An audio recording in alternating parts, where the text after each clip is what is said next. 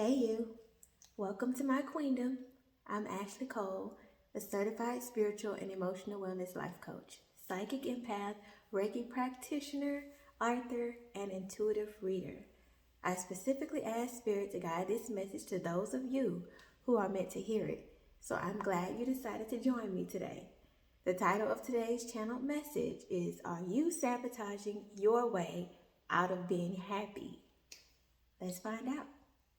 So what is self-sabotage? An example of self-sabotage would be you getting excited about a first date only to wait until the day of to sabotage by finding 11 excuses why you can't, won't, will not be able to attend. And nothing but your ego triggered this series of doubts, because you and I both know that man has crossed all of your T's, dotted all of your I's, and even has the nerve to have insanely intense chemistry with you. You might as well go, sis. You've already bought the dress, not the dress, but the dress, these shoes, and that face is beat for the gods.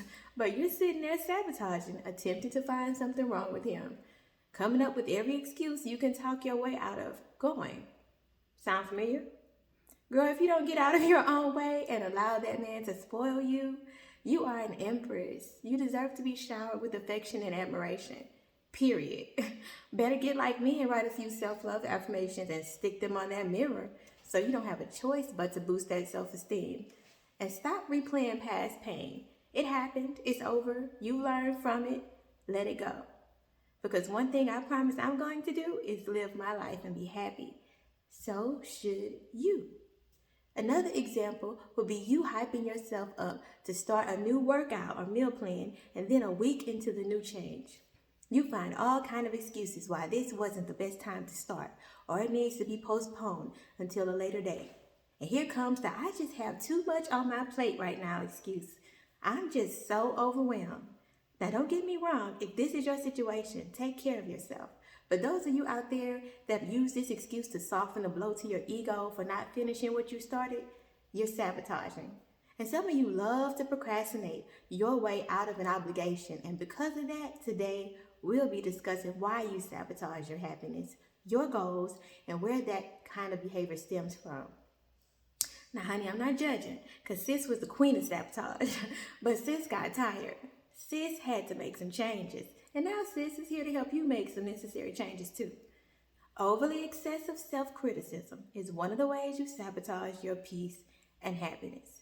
It's one thing to self-critique. However, excessively critiquing yourself, your behavior, and your appearance not only disrupts your peace, it also negatively affects your self-esteem, self-worth, self-love, and the way you allow others to treat you due to the way you perceive yourself. And stop talking smack about yourself in the form of a joke. Your mind still perceives it as a personal attack. It affects your self-esteem the same way as someone sitting right there in your face calling you fat. That's a no. Furthermore, you're only lowering your self-esteem by constantly saying, I'm never going to lose all this weight, and then doubting or doubling down on your self-critique by allowing others to tell you what you should or should not be eating.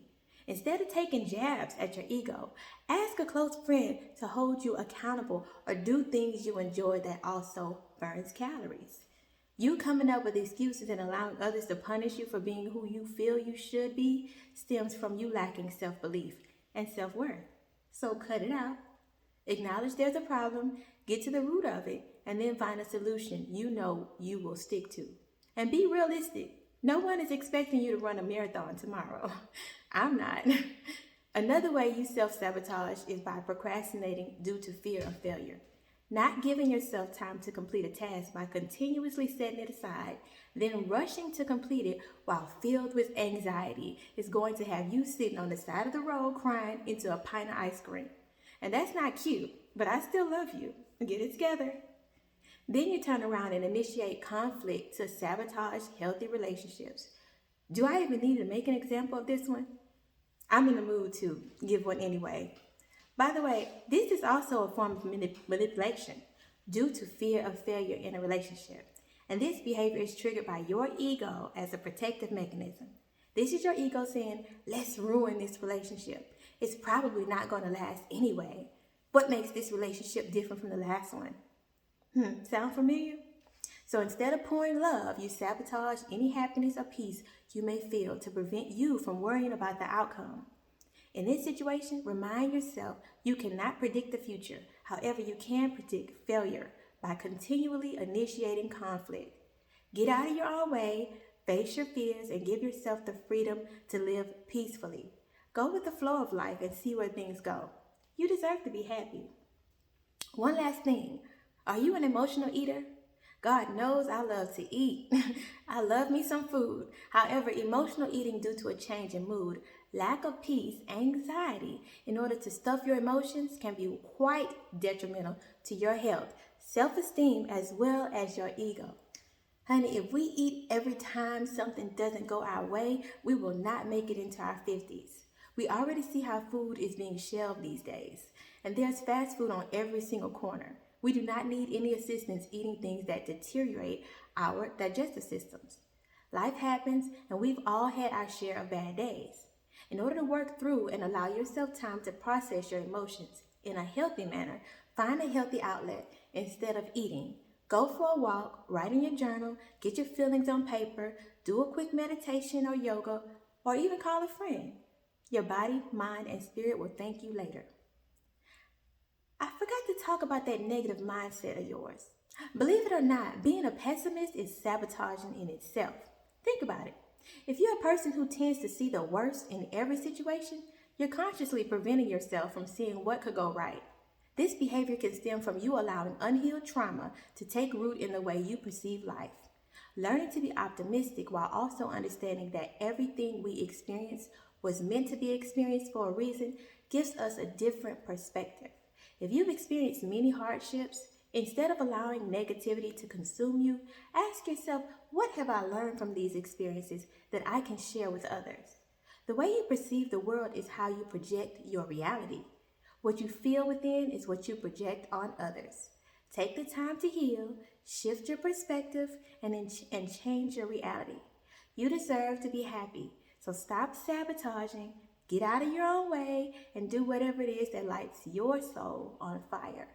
I truly hope this message helps. For those interested in hearing more, feel free to follow or subscribe to my podcast, blog, or YouTube channel by clicking the link in my bio. April 11th, I will be starting my first sponsorship class for those who signed up for my spiritual mentorship program.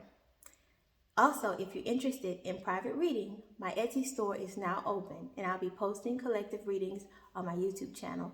So head over and see if any of the previous readings resonate. Don't forget to like and subscribe. I look forward to working with you. Until next time, I send you peace, blessings, love, and light. Bye.